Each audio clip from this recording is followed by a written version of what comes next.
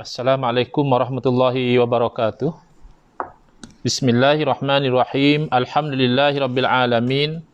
Wa afdhalus salati wa atammu taslimi ala sayyidina Muhammadin wa ala alihi wa sahbihi ajmain. Rabbi shrah li sadri wa yassir li amri wahlul 'uqdatam min lisani yafqahu qawli. Subhanaka la ilma lana illa ma 'allamtana innaka antal alimul hakim.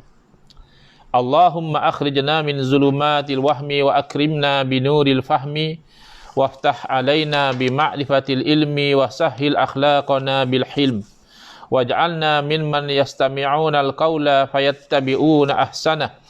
Allahumma ati nufusana taqwaha wa zakkiha anta khairu man zakkaha anta waliyuha wa maulaha. Allahumma arinal haqqa haqqan warzuqna ittiba'ah wa arinal batila batilan warzuqna ijtinabah. Allahumma anfa'na bima 'allamtana wa 'allimna ma yanfa'una wa zidna ilman wa huda, amma ba'd. Alhamdulillah muslimin muslimat yang mengikuti siri FB Live kita yang telah masuk malam ini ke siri yang ke-28 ya. Mungkin saya tersilap tulis tadi 27. Saya cek balik tadi adalah siri yang ke-28, iaitu kita menjalankan program yang dianjurkan oleh NGO Ahlus Sunnah wal Jamaah Research Group atau dikenali sebagai ARG Pusat, iaitu saya mensyarahkan kitab Bid'ah Hasanah Bid'ah Hasanah, sebuah pendekatan baru yang disusun oleh guru saya Al-Fadil Kiai Muhammad Idrus bin Ramli hafizahullah wa nafa'ana bihi wa bi'ulumihi fid dharaini amin. Kita akan masuk ke muka surat 109, tradisi kebaikan dalam hari-hari tertentu ya. Ada bangkangan terhadap tradisi umat Islam.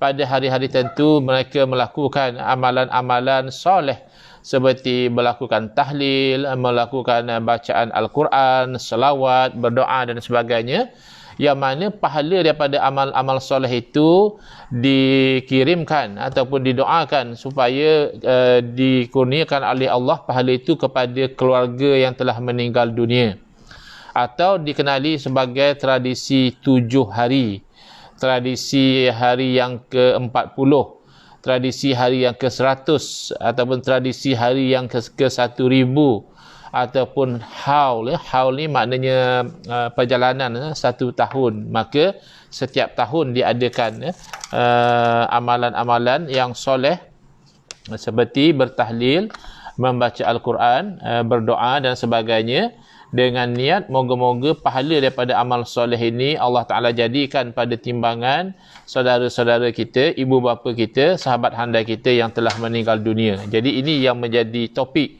isu perbincangan pada malam ini. Bolehkah kita melakukan amalan-amalan secara tradisi begitu? Jadi jawapannya, menetapkan hari-hari tertentu ya, untuk melakukan amal soleh seperti bertahlil, bersedekah, telah difatwakan boleh oleh seorang ulama terkemuka Nusantara. Kenapa ulama terkemuka Nusantara? Kerana amal tradisi ini berlaku kebanyakannya di Nusantara ya, di Indonesia, di Malaysia, di Brunei barangkali ya. Ini adalah punca kenapa yang berfatwa itu adalah ulama Nusantara, kerana amalan itu popular di Nusantara. Barangkali kalau amalan itu popular di negara Arab, maka ulama negara Arab akan berfatwa. Kalau amalan itu popular di Afrika misalnya, maka ulama di Afrika akan berfatwa. Kenapa? Kerana kita tahu orang yang berada di sesuatu tempat itu dia lebih memahami ya. Sebagai contoh ya, budaya orang Arab dengan orang Melayu misalnya tidak sama budaya dan sikap. Orang Arab kita dapati kalau mereka itu ditimpa oleh musibah kematian, sebahagian daripada mereka sangat cenderung untuk melakukan apa yang dikatakan sebagai meratap, an-niyahah. Jadi bila mereka berkumpul dalam suasana kematian itu berlaku, sebahagian daripada mereka akan meratap, akan meraung, akan mungkin memukul-mukul muka, memukul-mukul badan, ataupun mengambil pasir, menaburkan atas kepala, yang mana perbuatan ini adalah haram. Jadi misalnya kalau menjadi satu tradisi mereka itu berkumpul dan perkumpulan mereka itu selalunya mendorong kepada perbuatan yang haram, kita boleh bayangkan ulama-ulama di sana akan memfatwakan berkumpul sedemikian adalah haram. Kerana apa? Ia wasilah kepada yang haram. Lil wasaili hukumul maqasid. Bagi wasilah itu hukum tujuan dia. Sementara kalau orang Melayu ni, biasanya mereka lebih sabar dalam menempuhi musibah sebegini. Bahkan pengalaman saya ketika saya belajar di Jordan, saya sambung pelajaran daripada UAE, saya buat masters di Jordan. Orang Arab puji bila orang-orang kita ni warded, masuk ke ward, selalu kita dapat pujian daripada orang Arab. Dia kata Masya Allah, Tabarakallah, dia kata orang-orang kamu ni sabar, orang Malaysiyin, orang-orang Malaysia ni mereka adalah orang-orang yang sabir, orang-orang yang boleh bersabar menimpa musibah. Kerana apa? Kita rasa biasa saja. Kalau orang perempuan Malaysia misalnya pergi ke hospital untuk bersalin, mereka menahan kesakitan bersalin itu biasa saja macam orang kita. Tapi saya difahamkan oleh mereka yang ada pengalaman berdepan melihat orang-orang Arab yang nak bersalin, mereka menjerit-jerit, mereka memaki hamun, bahkan kadang-kadang mereka menyalahkan suami mereka ketika mereka nak bersalin, menahan kesakitan itu. Jadi budaya tak sama. Jadi bila tak sama, maka dia akan memberi kesan kepada hukum. Sebaik-baiknya yang berfatwa di atas sesuatu uruf, kerana uruf ini dia diambil kira dalam penetapan hukum. Sebagai contoh misalnya, kita nak tetapkan hukum sama ada jatuh atau tidak tolak yang ditaklikkan oleh seorang, dengan dia mengatakan kepada isteri dia, kalau kamu keluar dari rumah tanpa izin saya, maka jatuhlah satu tolak, kata dia. Taklik demikian. Kemudian Alhamdulillah sahlan, saudara Sanusi bin Syari, Al-Akh Al-Karim, saudara kita yang selalu berkhidmat kepada guru saya, Al-Fadil Tuan Guru Syekh Muhammad Nuruddin Al-Banjari Al-Makki Hafizahullah. Beliau kata Perlis clear. Masya Allah, kita dapat saudara kita dari Perlis mengikuti kuliah kita tentang bid'ah. Moga-moga kefahaman tentang masalah bid'ah ini semakin kita boleh hampirkan antara orang-orang yang di negeri Perlis dan di negeri-negeri yang lain, semakin ada takrib dalam memahami apa yang dikatakan bid'ah ini. Baik, kembali. Saya katakan tadi, uruf kebiasaan ini dia menjadi perkiraan dalam menetapkan hukum. Bila seorang suami melakukan ta'liq, iaitu menggantungkan tolak itu kepada sesuatu kejadian. Misalnya saya bagikan contoh tadi, kata dia, kalau kamu, dia kata kepada isteri dia, keluar daripada rumah ini tanpa izin saya, kata dia, akan jatuh satu tolak. Maka isteri itu pun keluar ke beranda. Persoalan, adakah jatuh tolak ataupun tidak? Sekarang ni isteri keluar daripada rumah ke beranda. Jadi di situlah peranan uruf. Adakah uruf kebiasaan di tempat situ, beranda itu dianggap dalam rumah, masih dalam rumah lagi beranda itu, ataupun beranda itu sudah dianggap luar rumah. Jadi kalau memang uruf di situ beranda adalah dalam rumah, maka tidak jatuh lagi tolak. Atau kalau luar rumah dianggap uruf, ya memang kalau beranda sudah dianggap luar rumah, maka jatuh tolak. Macam mana pula boleh pula hukum lain-lain? Bukan hukum yang lain-lain. Pertimbangan uruf itu dia memberi kesan kepada hukum. Hukumnya ta'liq itu jatuh kalau berlaku apa yang dikatakan. Jadi adakah berlaku keluar pada rumah ataupun tidak? Itu bergantung kepada uruf di situ.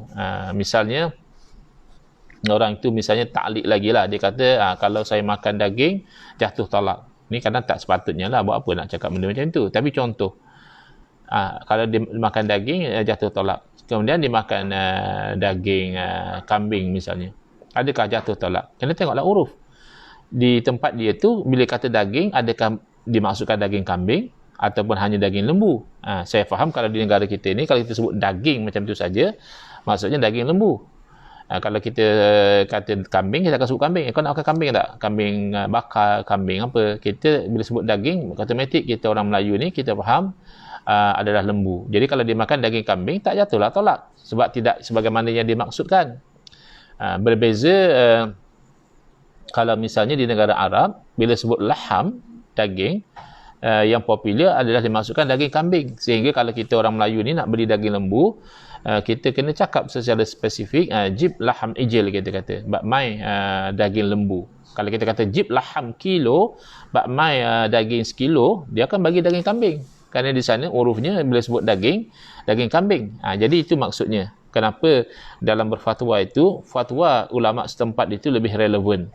Contoh yang saya berikan dahulu, tersebar sebelum PRU14, ada orang menyebarkan Tok Syekh dia di Mesir, guru dia di Mesir mengatakan tak ada masalah melantik orang kafir menjadi ahli parlimen.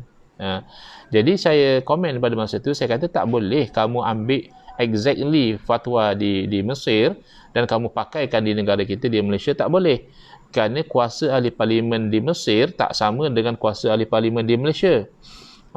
Kuasa ahli parlimen di Malaysia sangat luas. Dia boleh meminda perlembagaan, dia boleh menukar undang-undang dan sebagainya. Maka memberi kuasa yang luas demikian kepada orang kafir itu tidak dibenarkan dalam agama kita. Tapi Mesir boleh? Ya, Mesir boleh kerana dia berbeza dari segi konsep ahli parlimen dia tak sama. Misalnya di Brunei, sudahlah, kita tak perlu pergi sampai ke Mesir. Kan di Brunei kan ada juga mereka itu mengundi, melantik mereka pemimpin-pemimpin mereka. Tetapi pemimpin yang mereka lantik melalui pengundian pilihan raya itu, mereka hanya berfungsi untuk membantu sultan. Di Brunei, sultan mereka adalah absolute monarch, adalah sistem raja mutlak. Jadi raja yang berkuasa. Kalaupun dipilih orang yang kafir sebagai menteri misalnya, tak ada masalah kerana menteri itu hanya melaksanakan perintah raja. Berbeza dengan di Malaysia, kita adalah memakai sistem raja juga, tapi kita adalah constitutional monarch. Kita adalah sistem raja berperlembagaan, bermakna kuasa raja itu mengikut kepada peruntukan perlembagaan. Misalnya baru-baru ni kan ramai orang bising kerajaan pintu belakang dan sebagainya. Saya kata mana ada kerajaan pintu belakang. Kerajaan apa pun, baik kerajaan PH yang naik selepas pilihan raya maupun kerajaan PN sekarang yang naik selepas 22 bulan berlalunya pilihan raya, kedua-duanya adalah kerajaan yang dibentuk mengikut peruntukan perlembagaan. Tak timbul isu kerajaan pintu belakang, pintu depan, ikut tebuk atap, tebuk apa, tak timbul tebuk lantai dan sebagainya. Kerana apa yang berlaku, pentingnya ditubuhkan kerajaan itu mengikut perlembagaan. Jadi Yang Bertuan Agong melantik Perdana Menteri mengikut perlembagaan, Perdana Menteri mengikut perlembagaan melantik menteri-menteri, terbentuklah kerajaan. Jadi tak sama. Di Brunei, di absolute monarch, iaitu sistem raja mutlak, menteri hanya membantu menjalankan perintah raja, undang-undang yang digubal dengan perkenan raja. Sebaliknya di Malaysia, kita constitutional monarch, raja berperlembagaan, dan bila ahli parlimen boleh menggubal undang-undang, boleh meminda perlembagaan, maka bermakna kuasa itu besar. Kuasa ahli parlimen besar. Maka tak boleh kamu sewenang-wenangnya mengatakan oleh kerana di Mesir boleh dilantik non-Muslim sebagai ahli parlimen, maka automatik di Malaysia juga hukumnya boleh. Dari segi undang-undang saya tak bincangkan, saya bincangkan dari segi hukum syarak. Dari segi undang-undang tak kisahlah, orang kafir boleh, orang ahli fasik boleh, orang ahli maksiat boleh, orang yang tak bermoral pun boleh dilantik sebagai ahli parlimen. Yang tak bolehnya kalau dah dihukum penjara dengan certain hukuman, itu baru dia terhalang. Tapi kalau setakat dia fasik, kalau setakat dia tu, even kalau dia gay, dia homoseks, dia apa sekalipun, dari segi undang-undang boleh saja. Tapi kalau dari segi syarak kan dia ada pertimbangan yang lain yang berbeza.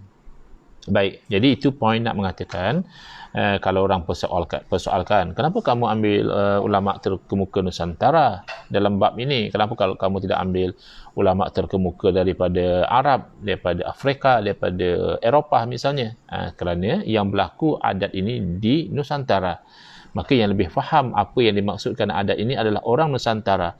Maka fatwa yang dikeluarkan itu, hukum tetap sama, ma'ayir hukum itu, timbangan hukum itu tetap sama, halal haramnya tetap di atas paksi sumber-sumber hukum yang sama, tetapi bila tiba kepada aplikasi kepada fakta, maka di situlah dia akan ada perbezaan. Misal saya sebut tadilah, kalau berkumpulnya orang Arab selepas kematian itu membawa kepada yang haram, meratap dan sebagainya, tak akan sama hukum dengan berkumpul orang Melayu selepas kematian membawa kepada silaturahim, membawa kepada ketenangan, kepada keluarga si mati merasa aman dan sebagainya. Itu akan berbeza hukumnya kerana berbeza keadaan dan juga suasana. Jadi inilah namanya keluasan. Islam tidak jumud sebagaimana yang dibayangkan oleh sebahagian. Lalu bila berkata, Wa tasadduqu, siapa beliau? Syekh Nawawi Banten rahimahullah. Wa tasadduqu anil mayyiti biwajhin syar'iyyin matlubun. Bersedekah bagi pihak si mati dengan cara yang dibenarkan syarak itu adalah satu perkara yang dituntut. Kan kadang-kadang mereka kata, mana boleh buat tahlil arwah ni? Kita tanya kepada dia, kenapa pula tak boleh buat? Kan kita sedekah bagi pihak si mati. Tahlil arwah ni biasa kali kita itu mengharapkan orang yang datang bertahlil itu mensedekahkan pahala kepada si mati. Itu baik. Di sisi jumhur ulama kita telah terangkan, jumhur ulama mengatakan sampai pahala jadi bagi pihak si mati. Kemudian keluarga si mati pula bersedekah kepada orang yang datang, iaitu sedekah makanan. Jadi mereka kata tak boleh, haram. Kita kata kenapa haram? Kerana ia menggunakan duit anak yatim. Kita kata, ialah kalau menggunakan duit anak yatim, jangan kata tahlil arwah. Kamu beli motor pun haram. Jadi takkan kita nak berfatwa, tuan-tuan ketahuilah sebenarnya membeli motor hukumnya haram. Beli motor haram. Kenapa? Sebab menggunakan duit anak yatim. La ilaha illallah. Menggunakan duit anak yatim tu yang haram. Bukan beli motornya yang haram. Jadi demikianlah. Kalau kamu menggunakan duit anak yatim, dengan duit anak yatim itulah kamu jamu orang makan, datang ke di tahlil, itu haram. Tapi haram kerana menggunakan duit yang haram. Bukan haram kerana menjamunya. Sebab itu dikatakan sini, wa tasadduqu anil mayyit bi wajhin syar'iyyin. Bersedekah bagi pihak si mati dengan wajah yang syar'i. Maknanya tidak melanggar syarak. Bukan guna duit anak yatim, bukan duit rompak, bukan duit judi, tidak. Itu matlub, itu dituntut. Wala yataqayyadu bikaunihi sab'ata ayyamin aw aksara aw aqalla. Dan tidak terikat dengan mesti 7 hari atau mesti lebih pada 7 hari atau mesti kurang daripada 7 hari. Itu tidak ada ikatan syarak di situ. Kalau ada pun orang yang buat 7 hari, itu hanya kebiasaan, bukan satu mesti syarak kata lepas 7 hari ataupun mesti dijemput orang dalam tempoh 7 hari. Tidak semestinya. Nak buat 8 hari boleh, 9 hari boleh, nak buat 2 hari saja pun boleh, nak buat sehari saja pun boleh, tak nak buat langsung pun tak apa. Benda ini satu perkara yang bagus, bukan satu perkara yang wajib. Wa taqiduhu bi ba'dil ayami minal awaidi faqat kama afta bidzalika as-sayyidu Ahmadu Dahlan. Ini adalah ulama daripada Makkah. Ulama daripada Makkah memberi panduan secara umum. Kerana tradisi ini boleh saja berlaku di tempat lain, boleh saja berlaku di negara Arab. Adapun mengikatkannya dengan sebahagian hari. Macam tadilah, ada yang buat dalam masa 7 hari, dah selesai 7 hari stop, lepas 40 hari lepas kematian buat lagi. Itu minal awaidi. Ini hanya daripada kebiasaan, tradisi semata-mata. Bukan satu hukum syarak, tidak. Jadi orang yang buat kena faham, orang yang nak melarang pun kena faham. Orang yang buat jangan sangka, kena buat 7 hari ni macam mana, hari tak cuti lah. Kena buat hari yang ke-40 dah. Nak kena apply cuti ni. Tak semestinya. Buatlah pada hari yang sesuai. Ramai orang boleh cuti. Sebab tujuannya nak berkumpul silaturahim. Tujuannya nak bersedekah bagi pihak si mati. Dan tujuannya untuk membuat bacaan-bacaan yang mana di sisi jumhur ulama, pahala bacaan itu sampai kepada si mati. Saya pegangnya tak sampai. Terpulanglah kamu nak pegang benda tak sampai, itu terpulang. Tapi benda ini ada sandaran di kalangan para ulama, iaitu perkara ini dituntut. Tapi yang dikatakan dituntut itu adalah bersedekah bagi pihak si mati. Bukan mesti harinya itu bukan tuntutan syarak. Itu hanya kebiasaan. Maka kebiasaan ini boleh berubah-ubah mengikut keperluan. Wa qad jarat adatun nasi bi tasadduqi anil mayyiti fi thalithin min mautihi. Jadi telah terbiasa adat manusia mereka itu bersedekah bagi pihak si mati pada hari yang ketiga selepas kematiannya. Wa fi sabi'in, dan ada yang membiasakan pada hari yang ketujuh. Wa fi tamamil ishrin, ada yang pula lepas 20 belanja orang makan lagi. Wa fil arba'in, ada orang lepas 40 hari belanja orang makan lagi. Wa fil mi'ati, dan ada yang hari yang ke-100 ada yang buat jamuan makan lagi. Wa ba'da dzalika yuf'alu kulla sanatin, dan selepas dah selesai yang 100 hari itu, mereka akan buat pada setiap tahun haulan. Itu yang dikatakan haul. Fi yaumil maut, yang mana berbetulan dia buat tu pada hari kematian. Misalnya meninggal dunia hari ini 18 hari bulan 4 bersamaan bulan Syakban kita. Katalah kita kata haul tu kita ambil atas bulan Islam ya. Kita ambil atas bulan Islam, iaitu pada berapa? Hari ni 25 Sya'ban ya. Dah tak lama dah kita nak puasa. Dalam 4-5 hari lagi kita akan berpuasa insya-Allah, puasa Ramadan. Allahumma ballighna Ramadan. Ya Allah, sampaikanlah kami kepada bulan Ramadan, masuk ke dalam bulan yang penuh dengan barakah insya-Allah. Baik. Jadi sekarang ini 25 Sya'ban ya. Katalah ya, meninggal dunia orang itu pada 25 Sya'ban tahun ini. 1441 Hijriah. Maka pada bulan Ramadan nanti bukan 25, 26, 27 dah buat jamuan 3 hari. Nanti masuk bulan Ramadan nanti buat jamuan malam lah, siang mana boleh makan, tu haram ya, buat bid'ah sayyi'ah. Jemput tahlil arwah ke rumah saya, makan-makan sikit hari ke-7 kematian ni. Pukul berapa?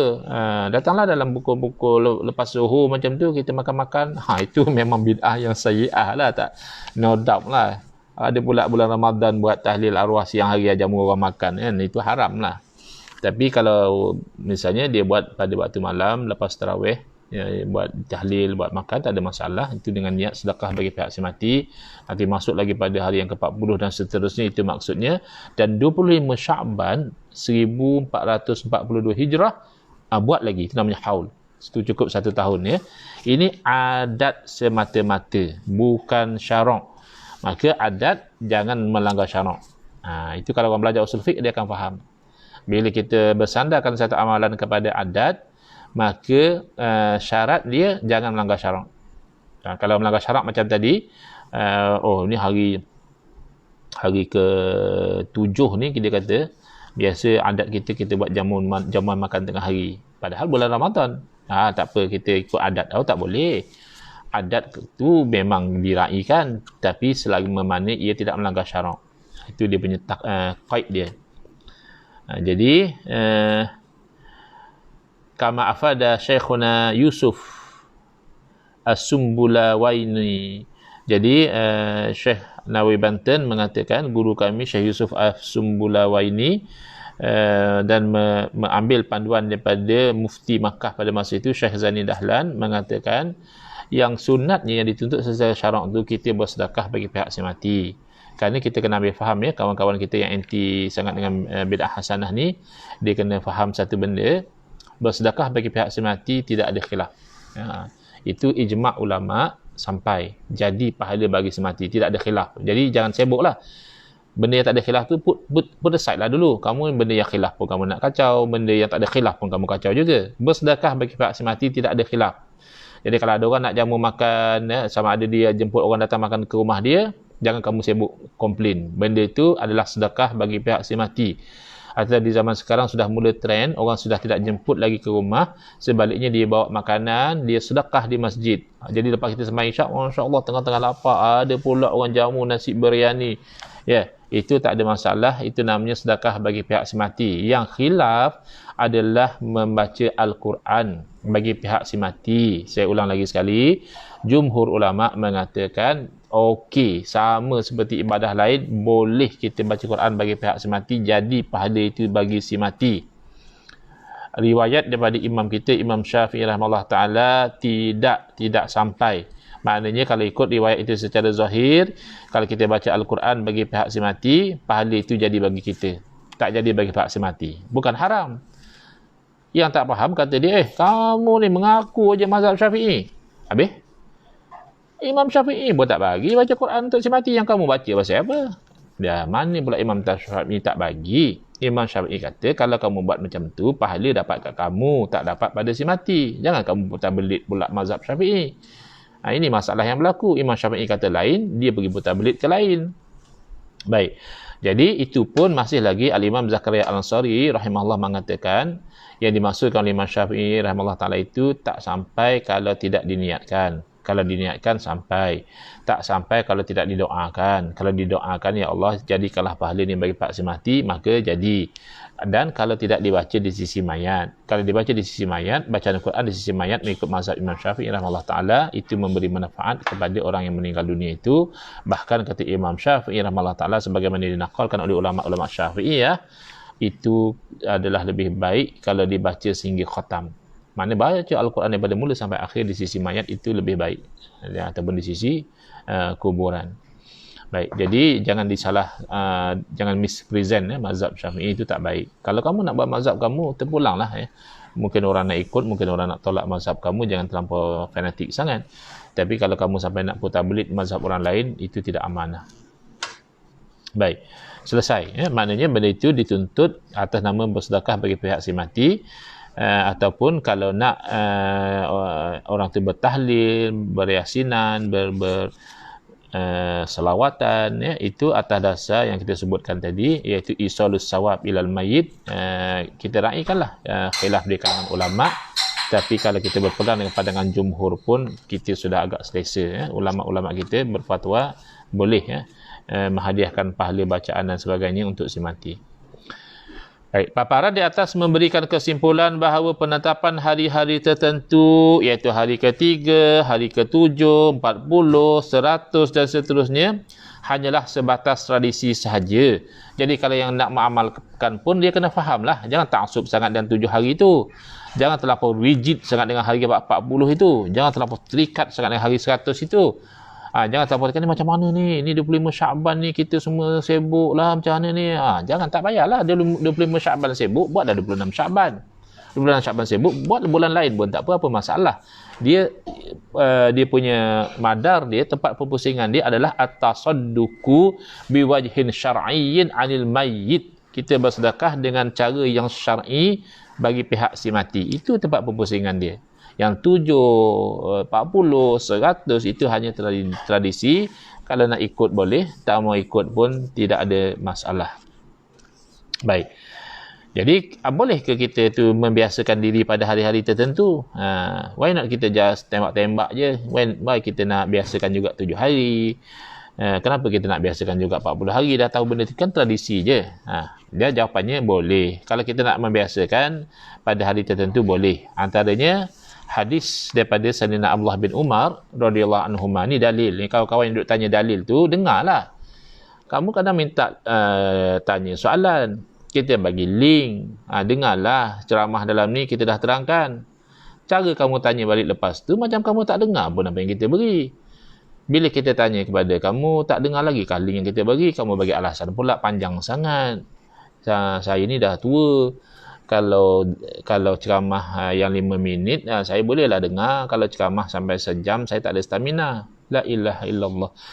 Kalau kamu benar-benar nak cari kebenaran, okey, stamina kamu 5 minit. Kamu tak boleh dengar yang ceramah sejam. Kamu dengarlah 5 minit sehari. 5 minit sehari, 12 hari, selesailah kamu dengar ceramah yang 1 jam tu, apa masalah? Kalau kamu nak dengar lah. Tapi kalau kamu hanya nak pandai bertanya, tapi sebenarnya tak mau dengar jawapan, tu tak boleh buat apa.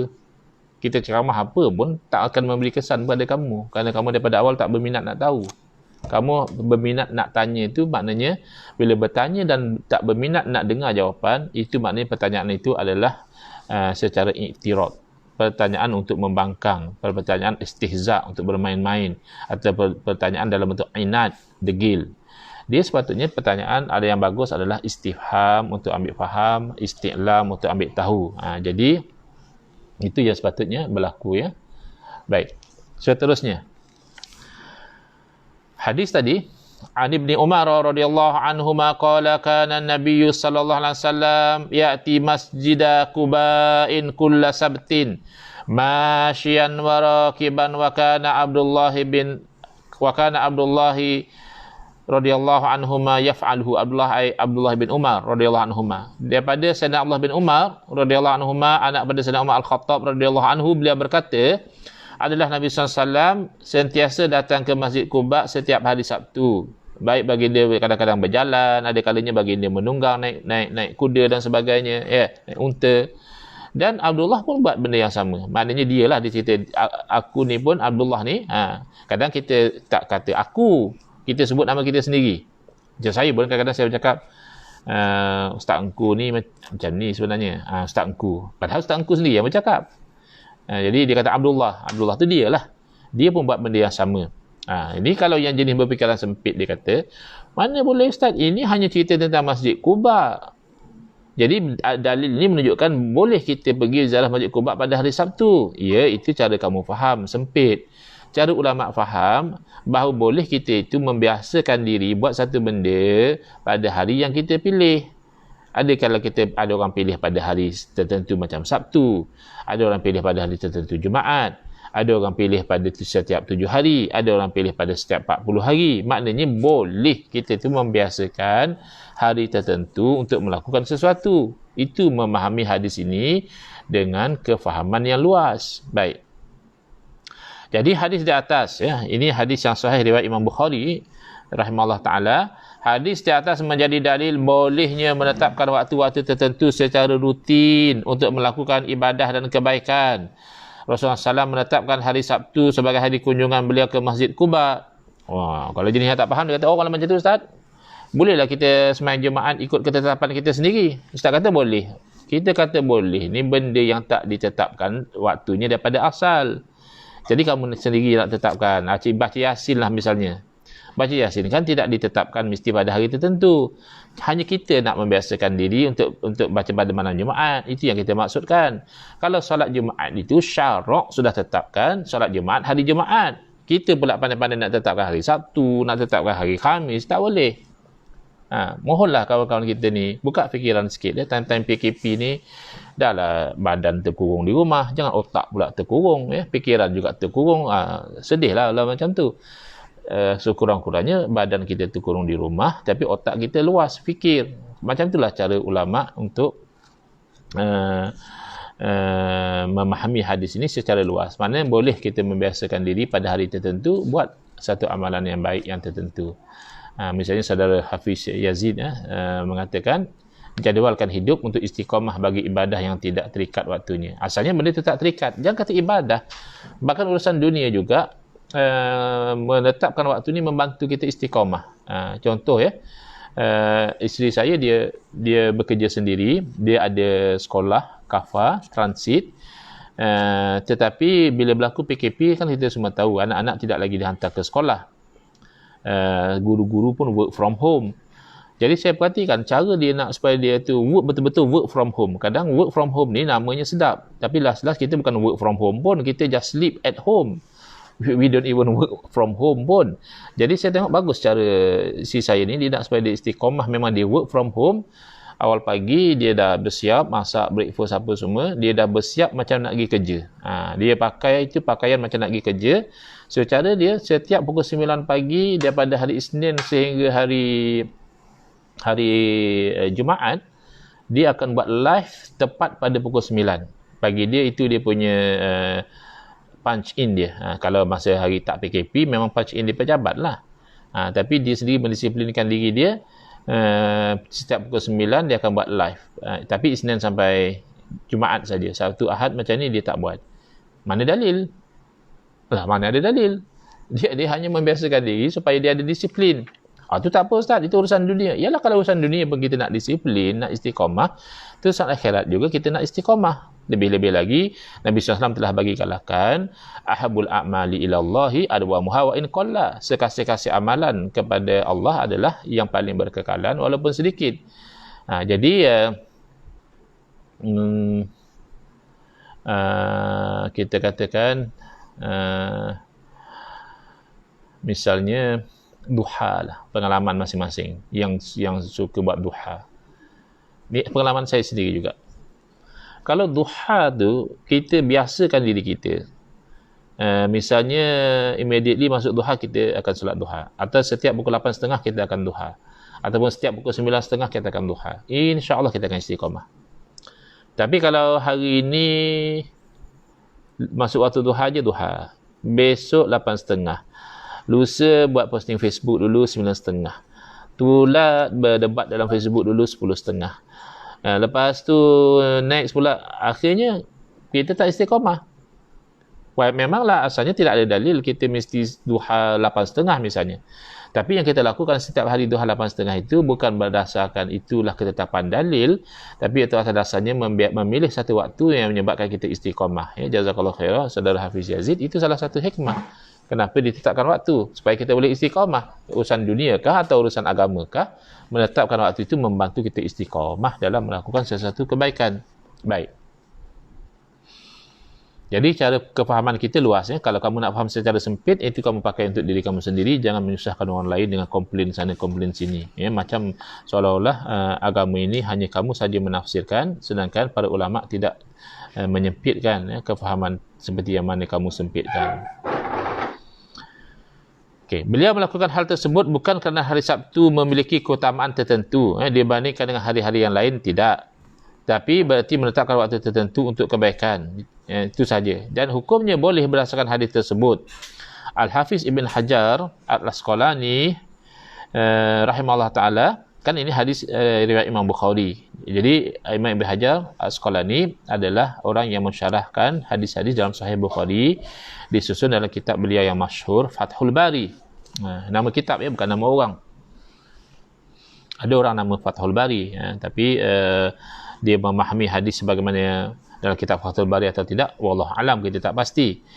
Tapi macam mana Ibn Hajar Asqalani rahimahullah ta'ala memahami hadis ini? Kata beliau, hadis ini dengan jalur-jalurnya yang berbeza, maknanya jalur periwayatan tu orang riwayat hadis yang sama, mengandungi dalil bolehnya menentukan sebahagian hari dengan sebahagian amal soleh dan melakukannya secara rutin. Seumpama orang yang menentukan membaca surah Yasin pada malam Jumaat mengikut pandangan fatwa Al-Hafiz Ibn Hajar Asqalani dalam Fathul Bari, itu boleh. Jadi kalau kamu nak ikut fatwa Ibn Hajar Asqalani atau kamu nak ikut orang lain, terpulang. Kalau kami selesa dengan kealiman beliau, kami selesa dengan kefaqihan beliau, maka janganlah paksa kami ikut fatwa kamu. Kamu baca Yasin malam Jumaat pun komplain, berdoa malam nisfu Sya'ban pun komplain. Tapi kamu buat perkampungan sunnah tiap-tiap tahun, boleh pula. Oh, itu demi kebaikan. Habis orang yang berkumpul baca Yasin malam Jumaat ni demi kejahatan ke? Kamu menetapkan setiap tahun kamu buat perkampungan sunnah, kamu buat acara tertentu, jemput penceramah tertentu, cakap topik tertentu, tahun depan kamu buat lagi, tahun lagi satu kamu buat lagi. Mana dalil? Tak perlu dalil lah Ustaz. Kita cuma berkumpul untuk hidupkan sunnah majlis ilmu. Samalah. Kita hanya berkumpul untuk baca Al-Quran. Kita hanya berkumpul untuk berdoa. Dan bahkan kalau tamu-tamu maulid juga kita berkumpul untuk mendengar majlis ilmu, tazkirah, tausiah dan sebagainya. Jadi moga-moga kawan-kawan kita fahamlah bahawa kita sebenarnya banyak persamaan. Kenapa kamu nak melebarkan jurang? Kerana ada satu sangkaan bahawa selain daripada kamu itu sesat, selain daripada kamu itu ahlul bid'ah, selain daripada kamu itu tak faham agama, selain daripada kamu itu menolak hadis, itu kan adalah su'uzzon yang dilarang di dalam agama kita. Cuba faham sudut pandangan orang lain sama. Jangan hanya memaksakan sudut pandangan kamu semata-mata.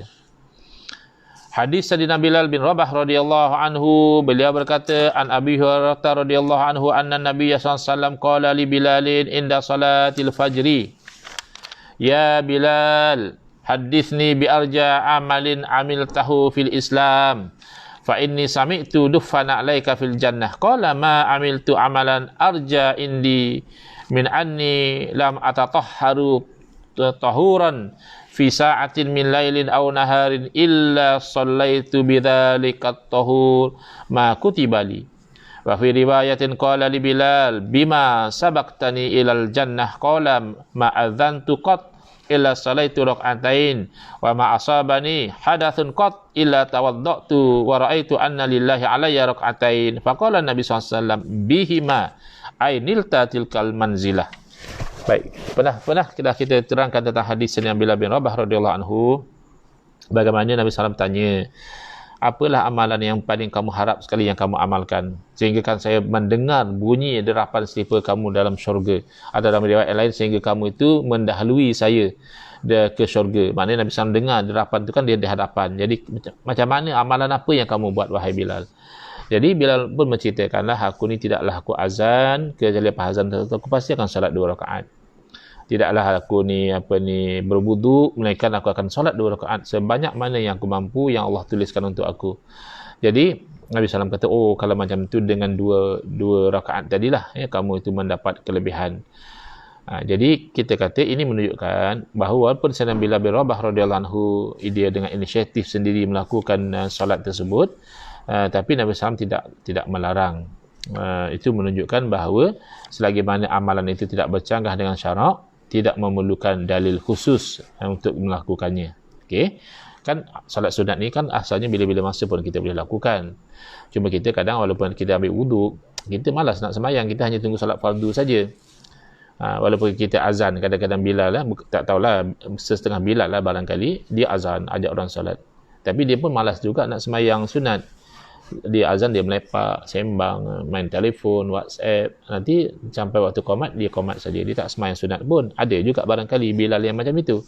Tapi Bilal bin Rabah radhiyallahu anhu, sahabat Nabi, tidak begitu. Dia kalau azan, dia dah ajak orang sembahyang, dia mahu juga mau sembahyang 2 rakaat sunat. Dan padahal sembahyang sunat ni bila-bila masa boleh, tapi beliau membiasakan demikian. Bila berwuduk saja, beliau nak juga sembahyang 2 rakaat. Bagi dia macam seolah-olahnya malu dengan Allah lah. Dia kata, wa ra'aitu anna lillahi alayya rak'atain. Aku memandang bahawa bagi Allah tu satu kewajipan ke atasku, mesti kena sembahyang 2 rakaat. Bukan kewajipan makna wajib dengan makna buat dapat pahala, tak buat berdosa. Maknanya rasa malulah. Orang yang hampir dengan Allah Ta'ala, sahabat Nabi, tak tergamak lah, aku ni dah berwuduk macam tu saja ya, aku sembahyang 2 rakaat. Itu maksud Sayyidina Bilal radhiyallahu anhu. Lalu Nabi SAW bila dengar Sayyidina Bilal cerita macam tu, oh dengan sebab 2 rakaat inilah, maknanya 2 rakaat ni baik. Padahal ini inisiatif dari Sayyidina Bilal sendiri, bukan ada satu dalil khusus. Itu yang kita faham. Yang mereka faham, dia kata mana boleh Ustaz, tak boleh pakai cerita ni sebagai bid'ah hasanah. Sebab bila Sayyidina Bilal buat, kan Nabi iktiraf. Nabi kata benda tu bagus. Bila Nabi iktiraf, tak jadi bid'ah lah Ustaz. Kita sekarang ni cerita discuss tentang bid'ah. Apa Ustaz buat cerita benda yang bukan bid'ah? Tak ada kena mengena. Ada Syekh kena mengena dia. Kena mengena dia adalah ketika Sayyidina Bilal bin Rabah radhiyallahu anhu buat benda itu, pada ketika itu statusnya masih bid'ah. Statusnya masih belum dapat pengiktirafan daripada Nabi SAW. Pengiktirafan itu datang kemudian. Faham tak? Bila Sayyidina Bilal buat tu, belum dapat iktiraf lagi. Bila dah cerita-cerita pada Nabi SAW, baru Nabi SAW iktiraf. Maknanya, ketika Sayyidina Bilal buat, belum ada pengiktirafan. Bila Nabi iktiraf, bermakna Nabi iktiraf benda baharu. Benda inisiatif daripada sahabat, tapi tak bercanggah dengan syarak. Itulah cerita bid'ah hasanah. Bid'ah hasanah ni kita iktiraf benda baru yang tidak bercanggah dengan syarak. Itu cerita dia. Jangan dah lipat benda pelik pula. Sembahyang subuh 4 rakaat lah, azan berduit lah. Ini benda bercanggah dengan syarak. Tadi baru saya dapat soalan. Kata dia, Ustaz, budak-budak di surau saya ni, kelas maghrib tadi saya dah cerita dah. Syok juga cerita baru. Budak-budak di surau saya, kata dia orang ni suka azan. Suka bang. Dia cakap betul ke dia kelentong, Allah Alam lah. Begitulah kata dia. Jadi oleh kerana mereka suka azan, mereka azan secara berduet. Mereka azan berduet. Bergilir lah, yang ni azan. Kiranya boleh lah Ustaz kan, bid'ah hasanah lah. Jadi saya kata, kalau memang bid'ah hasanah, boleh dilakukan. Tetapi azan berduet ini bukan bid'ah hasanah. Kena bukalah kitab fiqh, belajar hukum. Jangan main belasah saja. Bid'ah hasanah tak hasanah ni, dia bukan berdasarkan kepala otak kita macam itu. Dia kena tengok hukum lah. Jadi saya kata, pertama saya kata, kalau benda itu bid'ah hasanah, boleh. Bahkan ada kalanya wajib diamalkan. Bid'ah ni kita tahu kita dah belajar dulu, ada perkara yang baru tapi wajib kita buat. Tapi saya kata azan berduit ni adalah bid'ah, tapi bukan bid'ah hasanah, tetapi bid'ah yang sayyi'ah. Macam mana tahu sayyi'ah ke tidak? Kena mengajilah kitab fiqh. Dalam kitab fiqh lah dia cerita hukum, dia ceritalah apa cara azan, boleh ke azan bergili-gili, kan ada cerita dalam kitab fiqh. Dah kamu tak mau mengaji. Kamu hanya sibuk dengan Facebook komen sana sini, tak mau mengaji, kamu tak tahulah hasanah atau sayyi'ah. Jadi saya kata pertama, saudara sebagai penduduk situ ambil inisiatif lah sikit. Nasihat budak-budak tu jangan tengok saja. Budak-budak dia buat bid'ah hasanah ke, sayi'ah ke, mana dia tahu dia budak-budak.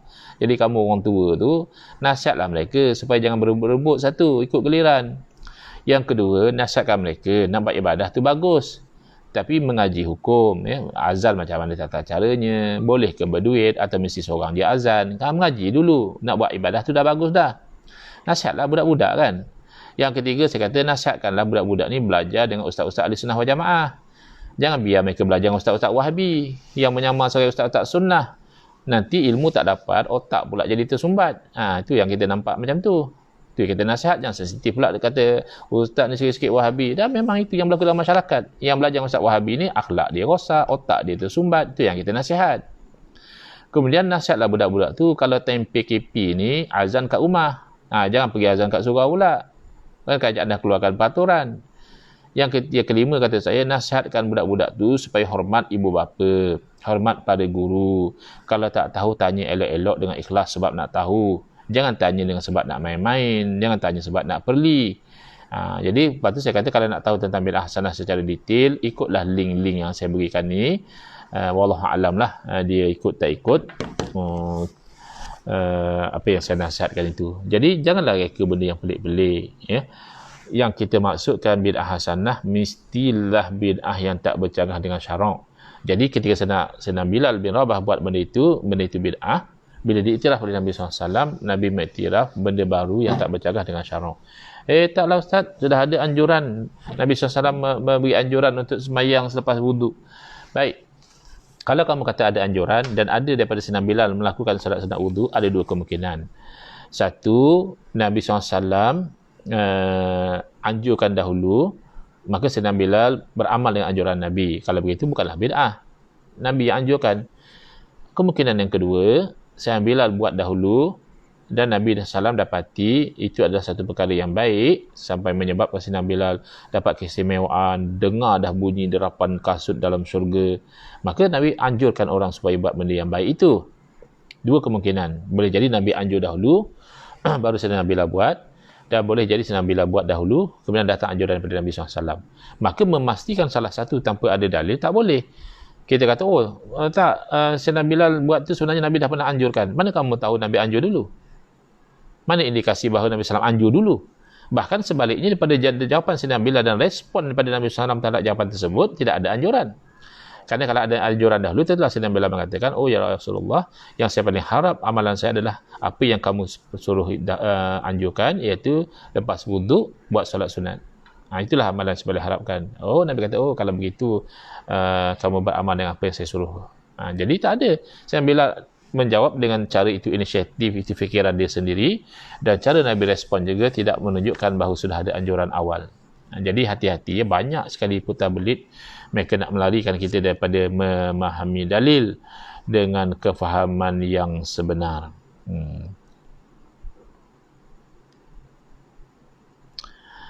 Cuba tengok kefahaman ulama. Dia kadang saya tengok kawan-kawan kita ni yang jadi dia tak berapa nak faham, dia hanya baca matan hadis saja. Dia tak sudi pun nak baca syarah para ulama. Padahal okeylah kita dengan mereka setuju sama-sama kita beramal dengan hadis, lebih-lebih lagi kalau hadis itu sahih. Tapi kenapa kamu hanya berpada dengan matan hadis? Tidakkah ulama ini yang menerangkan makna hadis? Cuba lihat Al-Imam Ibn Hajar, Al-Hafiz Ibn Hajar Asqalani ketika mensyarahkan hadis itu dia kata apa? Timbul 113. Wa yustafadu minhu ay min hadzal hadis jawazul ijtihadi fi tawqitil ibadati li anna bilalan tawassala ila ma dzakarna bil istinbat fasawwabahu Nabi SAW. Telah difahami daripada hadis ini boleh kita itu berijtihad. Maknanya kita sendiri pilih. Itu namanya ijtihad. Kalau tak ittiba', kita ikut Nabi SAW. Boleh kita sendiri ijtihad, pilih mana waktu yang kita nak lakukan ibadah. Sayyidina Bilal pilih waktu nak lakukan ibadah solat ni lepas wudu. Dia pilih waktu nak buat solat sunat ni lepas dia azan. Dia pilih sebab waktu ni waktu nak buat lepas main subuh tak boleh lah, sebab pilihan tu bercanggah dengan larangan. Kan ada beza. Ini maksudnya pilihan yang tak bercanggah dengan syarak. Kita pulaknya kita nak pilih sembahyang sunat mutlak ni, misalnya contohnya saya saya nak pilih lepas live. Setiap kali lepas live, saya nak buat sembahyang 2 rakaat misalnya. Sepatutnya lah, kadang-kadang kita ni malas. Lepas live tu, layan-layan komen, malas. Tapi sebenarnya bagus, sebab sekurang-kurangnya memaksa diri saya buat satu kebaikan. Bila saya live, saya ajak orang buat kebaikan. Jadi saya nak memastikan saya ni tidak termasuk dalam golongan yang pandai ajak orang buat baik, tapi saya sendiri tak buat baik. Maka saya paksa diri saya sembahyang 2 rakaat lepas live misalnya. Ni kalau ikut kalam Ibn Hajar Asqalani boleh. Itu ijtihad, mana saya sendiri pilih. Ada hikmah lah kenapa saya pilih begitu, macam saya sebutkan tadi, supaya saya tidak tergolong dalam orang yang hanya pandai menyuruh orang buat baik, tapi saya sendiri tak buat. Jadi kau dah baru je ajak orang buat baik kan, kau solat, tengok kau rajin ke tak nak solat. Itu yang dimaksudkan di situ. Ijtihad. Ijtihad apa? Fi tauqitil ibadati, iaitu pada menetapkan waktu ibadah. Kenapa boleh pilih sendiri nak letakkan waktu ibadah? Bukan tetap dengan kata wajib. Faham tauqid di situ. Tetapkan waktu di sini dengan makna membiasakan diri. Yang tu saya nak cuba terang berkali-kali pada kawan kita macam tak faham-faham. Dia kata, kami tak tolak baca Yasin. Kami pun tahu baca Yasin tu sunat. Tapi kami menolak kamu menetapkan baca Yasin pada malam Jumaat. Menetapkan di situ kan makna kata mesti baca Yasin malam Jumaat. Menetapkan di situ kan bermakna mesti baca Yasin kalau malam Jumaat. Menetapkan di situ makna membiasakan diri. Ini yang sebut Imam Ibn Hajar Asqalani. Lianna Bilalan tawassala ila ma zakarna bil istinbat. Kerana Sayyidina Bilal mencapai darajah yang begitu tinggi, dah bunyi dah tapak kasut dalam syurga, bil istinbat, dengan cara dia memahami dengan cara yang tidak direct. Itu nama istinbat, ijtihad. Fasawwabahu Nabi SAW, dan Nabi membenarkan ijtihad dia. Ini siapa yang kata? Amirul Mukminin fil hadis, Al-Imam Ibn Hajar Asqalani, sahibul Fathul Bari, syarah lil Jami' lil Imam Bukhari. Kamu pandai cakap ikut ulama. Nak faham Quran hadis kena ikut ulama. Sekarang ulama sudah cakap, kamu nak kata apa? Kefahaman kamu lebih baik? Kefahaman kamu lebih bagus daripada kefahaman para ulama? Jadi inilah yang dikatakan putar belit. Sebagaimana disebut oleh Muhammad Al-Bukhari Ibrahim, mereka putar belit. Bila putar belit, tak boleh buat apalah.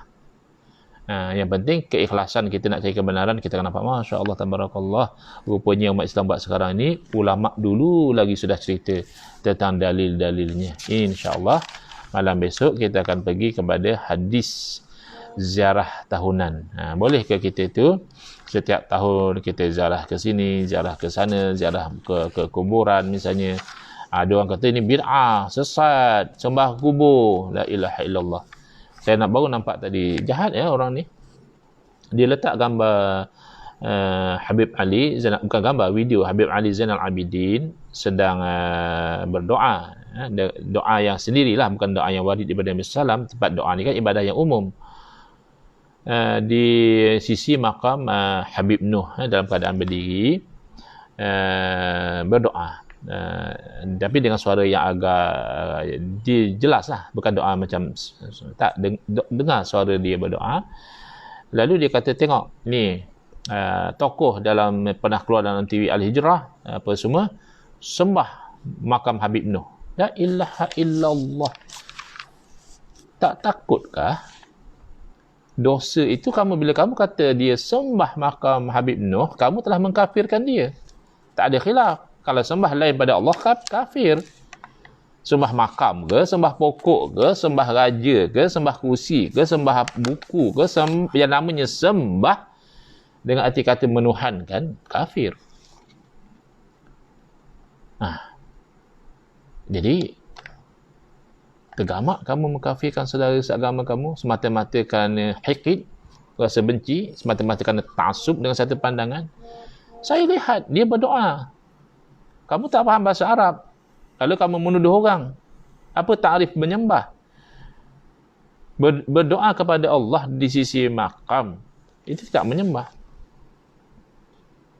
Tapi ada lafaz yang bercakap dengan ahli kubur. Nabi SAW bercakap dengan ahli kubur, apa masalah? Sahabat Nabi bercakap dengan ahli kubur, apa masalah? Orang baru dapat keputusan result SPM, mak dia baru meninggal, dia pergi ke kuburan bercakap, mak, saya dapat keputusan semua mak, alangkah bahagianya mak kalau mak masih hidup bersama dengan saya. Ya. Kafir kah dia? Sembah mak dia kah? Dia cakap dengan ahli kubur tu? Bukan. Dia hanya meluahkan perasaan. Boleh jadi di alam ruh mak dia dengar atau tak dengar, tu tak ada masalah. Tapi kalau ikut hadis Nabi SAW, Nabi kata orang yang telah mati, yang telah meninggal dunia mendengar. Bukan sekata orang Islam saja, orang kafir. Nabi SAW bercakap dengan Abu Jahal, bercakap dengan orang kafir yang mati dalam peperangan Badar. Inna wajadna ma wa'adana rabbuna haqqa hal wajadtum ma wa'ada rabbukum haqqa. Kami telah dapati apa yang Tuhan kami janji kepada kami benar. Adakah kamu dapati apa yang Tuhan kamu janji kepada kamu benar? Sayyidina Umar tengok. Oh, Rasulullah bercakap dengan bangkai. Jawab Nabi SAW, tidaklah kamu itu lebih mendengar daripada mereka. Maknanya mereka dengar sama macam kamu dengar. Cuma mereka tak boleh nak jawab. Itu saja. Allah sudah tarik kebolehan mereka untuk bercakap selepas mereka meninggal dunia. Tapi kebolehan mereka untuk mendengar masih. Bahkan dalam hadis kan Nabi SAW cerita, dia boleh mendengar derapan selipar orang yang meninggalkan kuburan. Boleh mendengar dan bahkan menjawab salam orang yang bagi salam. Kamu ikut sunnah ke ikut apa? Cakap pejuang sunnah, cakap ustaz sunnah. Kamu tak hirau pun sunnah-sunnah Nabi yang cerita tentang orang dalam kubur boleh mendengar salam, boleh menjawab salam, boleh mendoakan orang hidup.